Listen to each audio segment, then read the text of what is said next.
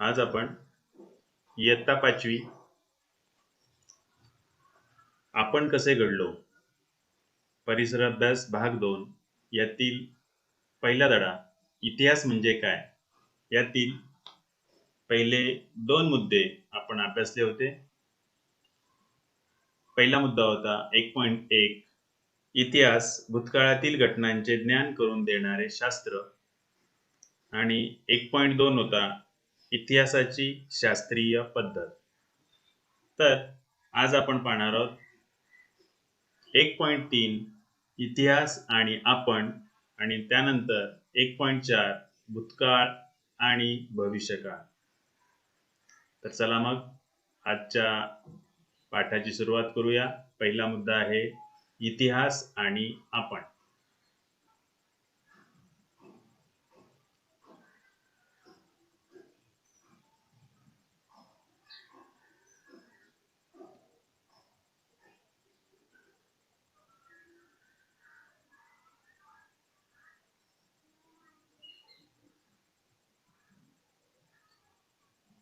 सर्वांना जे पान दिसतंय ते तुमच्या पुस्तकातीलच आहे, पान क्रमांक 3 आणि याच्यामध्ये आपण पाहणार आहोत 1.3 इतिहास आणि आपण.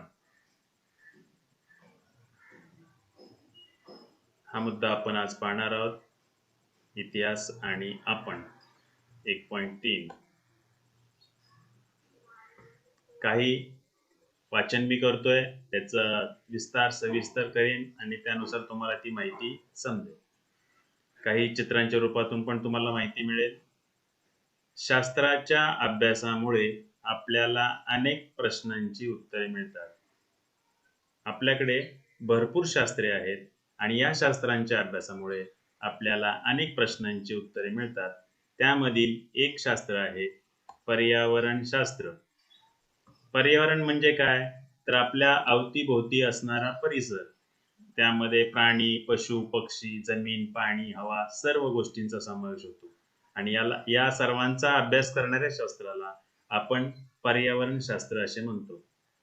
पर्यावरणशास्त्र ज्याप्रमाणे पर्यावरणाची हानी म्हणजे पर्यावरणाला नुकसान पोहोचण्यासारखं, नुकसान देण्यासारखं, त्याला त्रास देण्यासारख्या काहीतरी गोष्टी घडतात, याला आपण पर्यावरणाची हानी म्हणतो.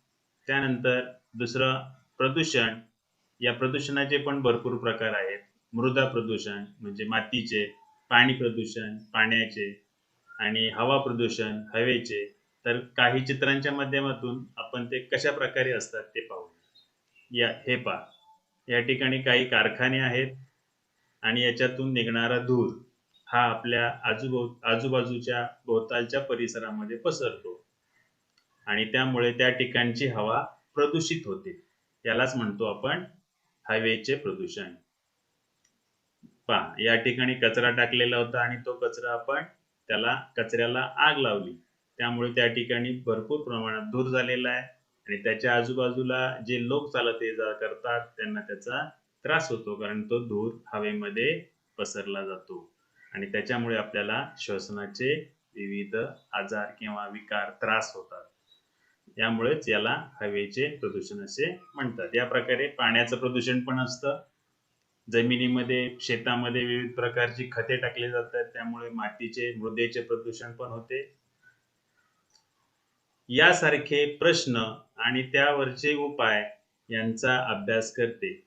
त्याप्रमाणे प्रत्येक शास्त्र आपापल्या विषयांचा अभ्यास करते. तर पर्यावरणशास्त्र कशाचा अभ्यास करतं? एक पर्यावरण, पर्यावरणाची हानी आणि त्याचे प्रदूषण. या प्रदूषण आणि त्याच्यावरचे प्रश्न, प्रदूषण कशा प्रकारे झालं आणि त्याच्यावरचे उपाय.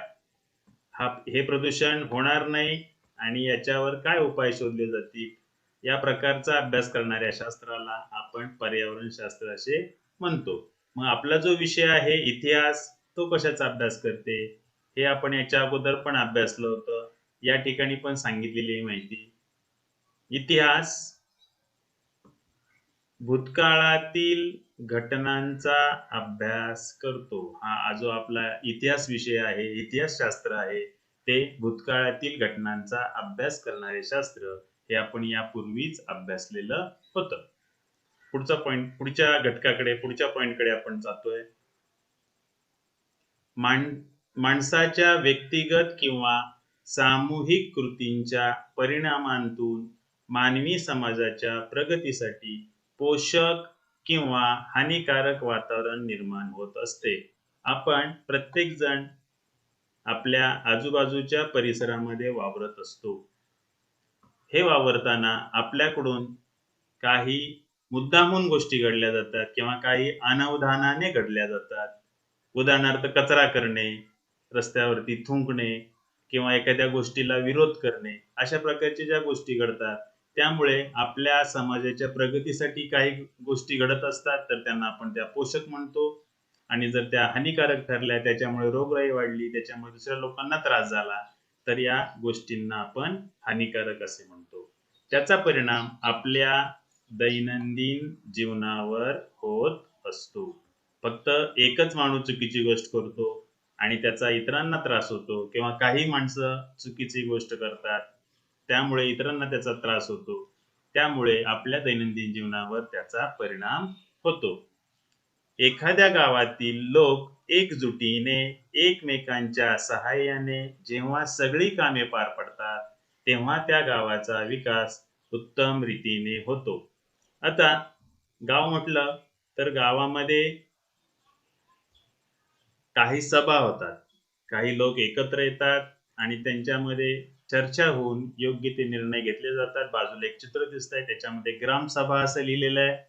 गावाची सभा, त्यामध्ये सरपंच, त्यांचे सहकारी आणि ग्रामस्थ म्हणजे गावातील लोक, त्यांच्या चर्चा होतात. त्याच्यावरती त्यांचे जे प्रश्न असतील त्याच्यावरती उपाय शोधले जातात आणि अशा प्रकारे या ग्रामसभेतून जे चांगले निर्णय घेतले गेले आणि जर एकजुटीने कामं झाली तर गावाचा विकास नक्कीच होतो.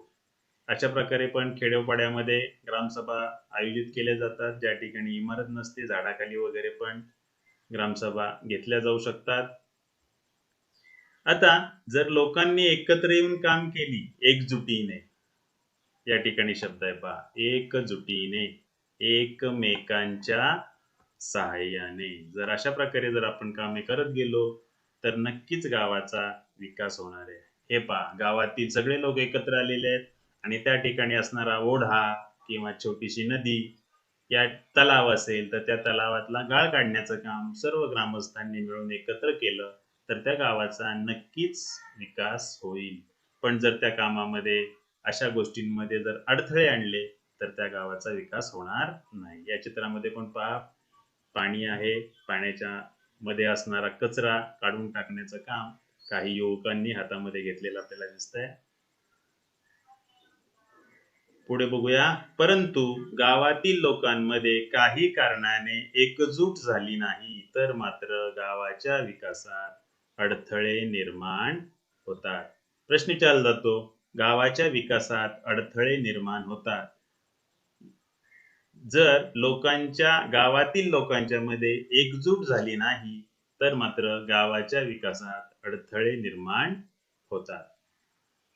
भूतकाळातील मानवी समाजाचे विचार, कृती आणि कृतींचे परिणाम यांचा शोध घेऊन अनेक प्रश्नांची उत्तरे इतिहास शोधतो. इतिहास हा भूतकाळात ज्या ज्या गोष्टी घडलेल्या आहेत, त्या चांगल्या काही, वाईट काही, त्या गोष्टींचा आपल्या जीवनावर काय परिणाम झाला याचा शोध घेतला जातो. इतिहासाच्या अभ्यासामुळे मानवी समाजाच्या प्रगतीसाठी इष्ट काय, इष्ट म्हणजे चांगले, अनिष्ट काय, अनिष्ट म्हणजे वाईट, याचा अभ्यास करणे शक्य होते.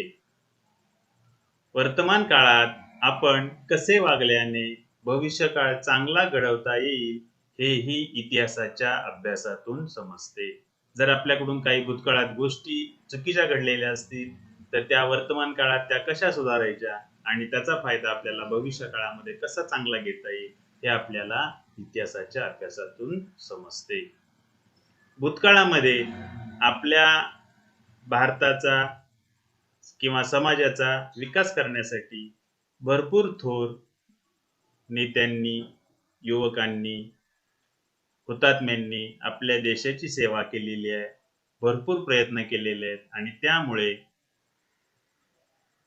आपल्या देशाचा विकास झालेला आहे हे यामधील युवकांमधून, चित्रांमधून, त्यांच्या माहितीमधून आपल्याला समजतंय.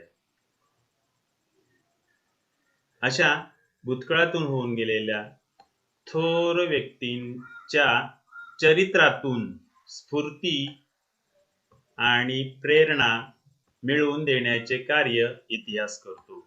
जर या आपल्यासाठी ज्यांनी आपल्या प्राणांची आहुती दिली, बलिदान दिले, आयुष्यभर कष्ट घेतले, अशा लोकांची जर आपल्याला माहिती मिळाली, थोर व्यक्तींची चरित्रे वाचायला मिळाली, काही सिनेमे त्यांच्यावरचे बनवलेले बघायला मिळाले, तर नक्कीच आपल्यामध्ये त्याची स्फूर्ती निर्माण होते, प्रेरणा मिळते आणि त्यामुळेच हे इतिहासाचे महत्वाचे कार्य आहे. इतिहासामुळे आपली आणि इतर संस्कृती यांच्यातील देवाणघेवाण समजते. अशा प्रकारे आपल्या भारतामध्ये किंवा आपल्या समाजामध्ये विविध प्रकारचे सण साजरे केले जातात. विविध प्रकारच्या धार्मिक संस्कृती भारतामध्ये आहेत आणि त्याचा नक्कीच आपल्या जीवनावर, जीवन पद्धतीवर परिणाम होतो आणि हा परिणाम चांगलाच असतो. माणसाच्या जीवन पद्धतीत कसे बदल होत गेले हे सुद्धा आपल्याला समजून घेता येत होते. पूर्वीचा माणूस कसा होता आणि आता सध्याचा माणूस याच्यामध्ये किती फरक झालेला आहे, किती बदल झालेला आहे हे पण आपल्याला याच्यातून समजते. प्रत्येक गावाचा, जिल्ह्याचा, राज्याचा, देशाचा स्वतंत्र इतिहास असतो. गाव बदललं की त्याचा इतिहास बदलतो. अशा प्रकारे प्रत्येक ठिकाणाचे, प्रत्येक गाव, जिल्हा, राज्य आणि देश या सर्वांचा इतिहास वेगवेगळा असतो. तसेच पृथ्वीवरील डोंगर पहा, वेगवेगळे डोंगर आपल्याला पाहायला मिळतात. त्यानंतर आपल्याला जलाशय पाहायला मिळतात. त्यानंतर आपल्याला मानव यांचाही विकास झालेला दिसतोय. पहा या ठिकाणी आदिमानव सुरुवातीला कसा होता आणि नंतर तो ताठकण्याचा बनल्यानंतर तो कसा चालतोय. त्यांच्या पेहरावामध्ये, कपड्यांमध्ये पण बदल झालेला दिसतोय. अशा प्रकारे या सर्वांचा म्हणजे कोण, पृथ्वीवरील डोंगर, जलाशय, प्राणीसृष्टी, माणूस या सर्वांचा स्वतंत्र इतिहास आहे. प्रत्येकाचा इतिहास वेगवेगळा आहे. प्रत्येक शास्त्राचाही स्वतःचा इतिहास असतो. त्याच्या आधारे मानवी संस्कृतीत महत्वाचे बदल घडवून आणणाऱ्या अनेक शास्त्रीय शोधांची आणि ते शोध लावणाऱ्या शास्त्रज्ञांची माहिती आपल्याला मिळते. हे प्रत्येकाचे शोध कोणत्या ना कोणत्या शास्त्रज्ञांनी लावलेली आहे, त्यांची माहिती त्यांनी शोधून काढलेली आहे आणि ते आपल्यापर्यंत पोहोचवलेली आहे. अशा विविध शास्त्रज्ञांची माहिती आपल्याला असते. या ठिकाणी पहा, जागतिक कीर्तीचे भारतीय शास्त्रज्ञ हे या शास्त्रज्ञांनी विविध क्षेत्रामध्ये काही ना काही गोष्टी शोधून काढण्याचं काम आपल्यासाठी केलेलं आहे.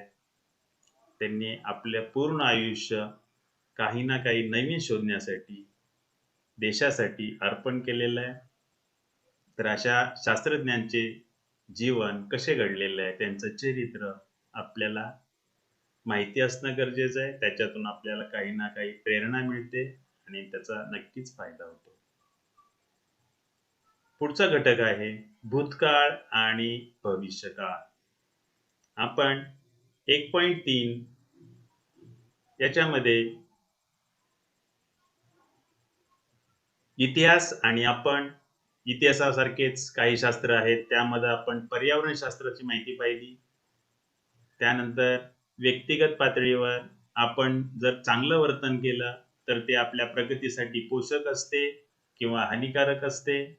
दैनंदिन जीवनावर त्याचा कसा परिणाम होतो हे पाहिलं. गावातील लोक जर एकजुटीने एकमेकांच्या सहाय्याने राहिले तर गावाचा विकासच होतो. पण जर काही एकजूट काही कारणामुळे झाली नाही तर मात्र त्यांच्या गावाच्या विकासात अडथळे निर्माण होतात. इतिहासामुळे आपल्याला भूतकाळात कोणत्या गोष्टी चांगल्या घडल्या, कुठल्या गोष्टी वाईट घडल्या, त्यामुळे आपल्याला वर्तमान काळामध्ये कसं वागायचं, त्याचा भविष्य काळात आपल्याला चांगला फायदा होईल हे आपल्याला इतिहासाच्या अभ्यासातून समजतं. भूतकाळातून भूतकाळात होऊन गेलेल्या थोर व्यक्तींची माहिती मिळाली. त्या व्यक्तींमुळे आपल्या मनामध्ये स्फूर्ती, प्रेरणा जागृत होते. हे पण आपल्याला इतिहासामुळे समजले.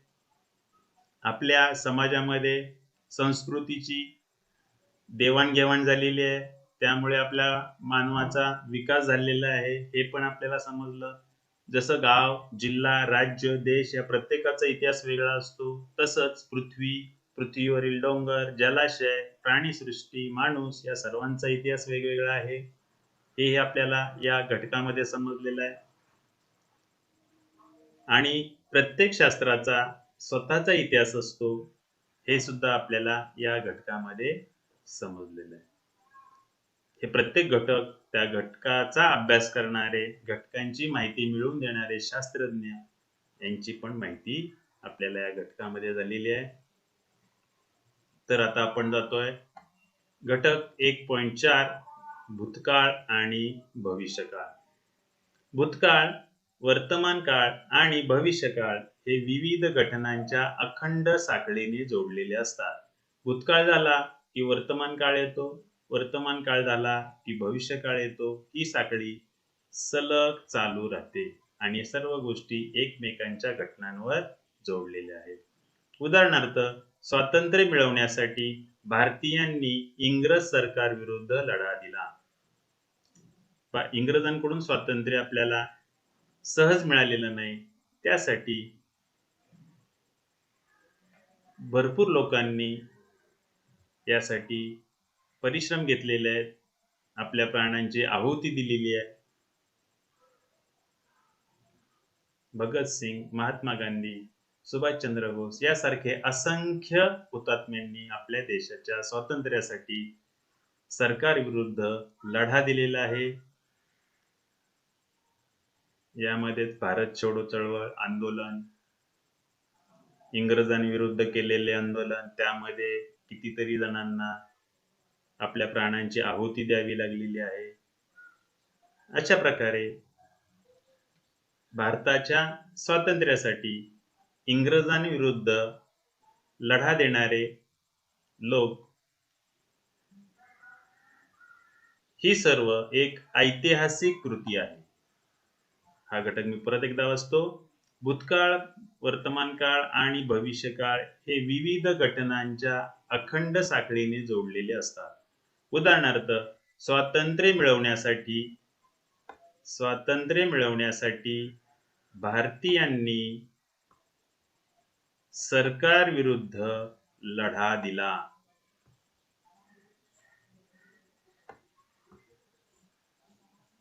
आणि हा लढा देण्याची जी कृती आहे ती ऐतिहासिक कृती आहे.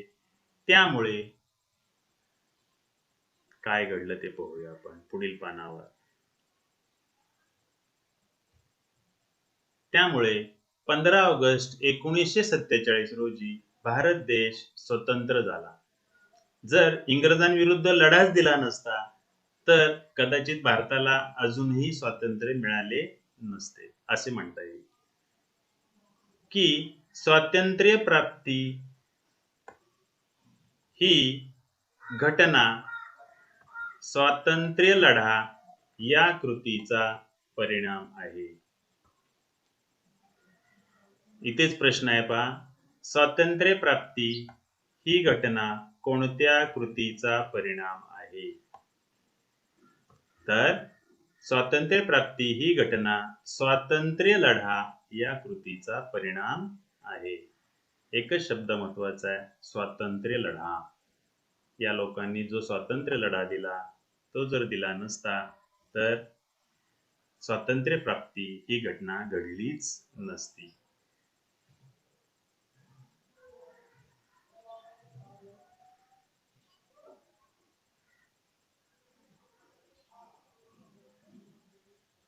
आपल्या आसपास घडणाऱ्या अनेक घटना अशा पद्धतीने आपण पूर्वी केलेल्या कृतींशी जोडलेल्या असतात. त्यामुळे आपल्याला हेही कळते की पूर्वी केलेल्या म्हणजे भूतकाळातील कृतींवर भविष्यकाळ अवलंबून असतो. इतिहासाच्या अभ्यासातून आपण हे शिकलो, फार पूर्वीच्या काळी मानवाने आसपासच्या परिसरात उपलब्ध असलेल्या साहित्यातून हत्यारे निर्माण करण्याची कला आत्मसात केली. या काळात मानवाने स्वतः हत्यारे बनवली. त्यासाठी त्यांनी कोणाही बनवलेली हत्यारे पाहिली नव्हती. त्यांनी स्वतःचं डोकं चालवून आणि स्वतःच्या परिसरामध्ये असणाऱ्या वस्तूंचा योग्य उपयोग करून त्यांनी हत्यारांची निर्मिती केली. इकडे बाजूला तुम्हाला हत्यारे याच्या अगोदर पण दिसली होती, इथे पण आहेत आणि तुमच्या पुस्तकामध्ये सुद्धा हत्यारांची चित्रे तुम्हाला पाहायला मिळतील. या ठिकाणी एक चित्र आहे. ही जी अग्नी आपल्याला दिसते, ही अग्नी निर्माण करण्याचं काम हे सुद्धा या मानवाने केलेलं आहे. अग्नीचा वापर कसा करावा हे शिकून घेतले. अग्नी म्हणजे काय हे सुद्धा त्यांना माहित नव्हतं. ती अग्नी कशी निर्माण करायची, तिचा उपयोग कशा पद्धतीने करायचा, काय काय अग्नीवरती आपल्याला तयार करता येईल, त्याचा फायदा काय घेता येईल, हे सर्व त्याने शिकून घेतलं. त्यानंतर अजून एक महत्वाचा शोध लागला, तो आहे चाकाचा उपयोग केल्यामुळे त्याला एका ठिकाणचं साहित्य दुसऱ्या ठिकाणी सहज वेगामध्ये घेऊन जाता येता आलं. पुढच्या पिढ्यांनी अशा गोष्टींमध्ये भर घातली. मानवाच्या शारीरिक आणि बौद्धिक विकासाच्या जोडीनेच तंत्रज्ञानही विकसित होत गेले. पुढच्या पिढ्यांनी अशा गोष्टींमध्ये भर घातली. मानवाच्या शारीरिक आणि बौद्धिक हे दोन महत्वाचे घटक आहेत. मानवाच्या शारीरिक आणि बौद्धिक विकासाच्या जोडीनेच तंत्रज्ञानही विकसित होत गेले. तंत्रज्ञान तर विकसित झालेच, त्याचबरोबर मानवाचा शारीरिक आणि बौद्धिक विकास सुद्धा झाला. हे दोघे एकत्र असल्यामुळे तंत्रज्ञानामध्ये आपल्या विकसित होत गेले. ही प्रक्रिया अजूनही अखंडपणे सुरूच आहे. भूतकाळातील शोधांच्या आधारानेच पुढचे नवनवीन शोध लावणे शक्य असते. याच्या अगोदर आपण पाहिलेलं भूतकाळ, वर्तमान काळ आणि मग भविष्यकाळ, ही जी साखळी जोडलेली आहे त्याच्या मदतीनेच आपण नवनवीन गोष्टी शिकत असतो. या ठिकाणी लहान मुलं कॉम्प्युटर चालवताना दिसत आहेत. हा सुद्धा सध्याच्या काळातील एक प्रकारचा विकासच आहे, नवीन नवीन शोधलेली घटना आहे. जसं पूर्वीच्या काळातील माणूस किंवा मानव अग्नीवरती वस्तू गरम करणे किंवा जेवण बनवणे, तसंच आता या ठिकाणी पहा, ही जी काचेची पेटी दिसते, ही सूर्याच्या उष्णतेवर चालणारी अन्न शिजवणारी पेटी आहे. तर हा सुद्धा एक चालू काळातील नवीन तंत्रज्ञानाचा वापर केलेली वस्तू आपल्याला या ठिकाणी दिसते. यालाच आपण म्हणतो वर्तमान काळातील शोध आणि तंत्रज्ञान. तर अशा प्रकारे आज आपण प्रकरण पहिले यातील